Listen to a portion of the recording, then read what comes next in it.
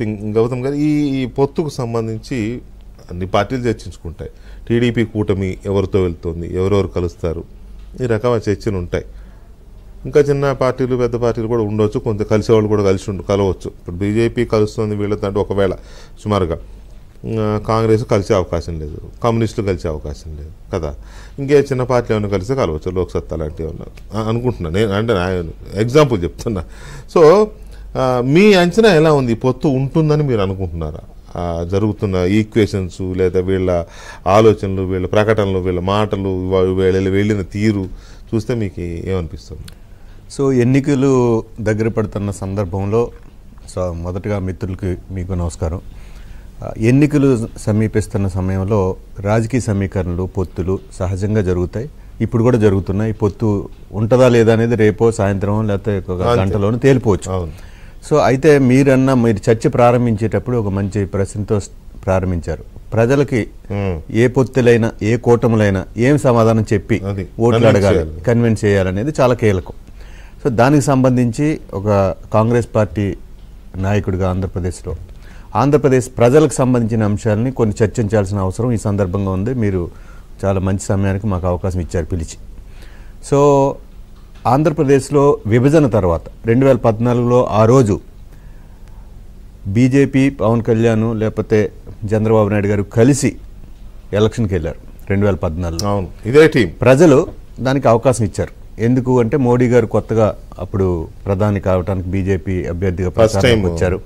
పవన్ కళ్యాణ్ గారు కొత్తగా పార్టీ పెట్టి రాష్ట్ర విభజన మీద ఆగ్రహంగా ఉన్నారని ఆయనకి చూశారు. ఆయన్ని చంద్రబాబు నాయుడు గారు అనుభవజ్ఞుడు, ఈయనకి కాబట్టి. సో 2014 కాంబినేషను అక్కడ వర్కౌట్ అయింది. 2019 వచ్చేటప్పటికి ఇదే కాంబినేషను చీలిపోయింది. కాంబినేషన్ లేదు. ఎందుకు చీలిపోయింది అంటే ప్రధానంగా రాష్ట్ర ప్రజల ఎజెండా మీద చీలిపోయిందని వాళ్ళు చెప్పారు, మనం కూడా గ్రహించవచ్చు. ఏమిటి ఆ ఎజెండా? చంద్రబాబు నాయుడు గారు 2018లో బీజేపీ మాకు మోసం చేసింది, ప్రత్యేక హోదా ఇవ్వలేదు, ప్యాకేజీ ఇచ్చి దాన్ని అమలు చేయలేదు, కనుక మోడీ గారు చాలా అన్యాయం చేశారని చాలా రాష్ట్ర వ్యాప్తంగా ధర్మదీక్షలన్నీ చేసి బయటకు వచ్చేశారు. పవన్ కళ్యాణ్ గారు కూడా అదే ఎజెండాతో పాచిపోయిన లొడ్లు ఇచ్చారు, ఆ ప్యాకేజీని విమర్శిస్తూ వారు బయటకు వచ్చారు. చీలిపోయారు. 2019 ఎన్నికలకు వెళ్ళినప్పుడు ఇదే ప్రతిపక్షంలో అప్పుడు ఉన్నట్టు జగన్మోహన్ రెడ్డి గారు ఏం చెప్పారు? వీళ్ళంతా ముగ్గురు రాష్ట్రానికి ప్రత్యేక హోదా మేము వచ్చి నేను తీసుకొస్తా, మెడలు వంచుతానని చెప్తే మళ్ళీ ఆయనకు అవకాశం ఇచ్చారు. అంటే ప్రధానంగా 2014లో ఒక ఎజెండా ఉంది ఆంధ్రప్రదేశ్ ప్రజలకు సంబంధించి, అంటే రాష్ట్ర పునర్నిర్మాణం చేసుకోవడానికి మీరు మన మిత్రులు చెప్పిన రాష్ట్ర ప్రజల అభివృద్ధిని, రాష్ట్ర అభివృద్ధిని ఎజెండాని తీసుకెళ్ళడానికి అనుభవంతో చంద్రబాబు నాయుడుకి అవకాశం ఇచ్చారు.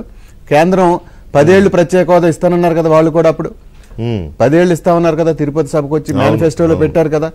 సో అందుకని ఆ ఎజెండాకు ప్రజలు అప్పుడు ఆ కూటమికి అవకాశం ఇచ్చారు. 2019లో ఈ కూటమి, అటు మోడీ గారు, ఇటు చంద్రబాబు నాయుడు గారు లేదా పవన్ కళ్యాణ్ గారు ముగ్గురు ఈ ప్రత్యేక హోదాను సాధించడంలో కానీ, పునర్వ్యవస్థీకరణ చట్టంలోని అంశాలను సాధించడంలో కానీ సఫలం కాలేదనే కదా మళ్ళీ ప్రతిపక్షం నుండి నేను తెస్తాను 25 ఎంపీలు ఇస్తానని ఆయనకి ఇచ్చారు. ఇప్పుడు 24కి వచ్చేసరికి ఏమవుతుంది? ఇప్పుడే తెలుగుదేశం నుంచి వస్తున్న వాయిస్ ఏంటంటే వైసీపీ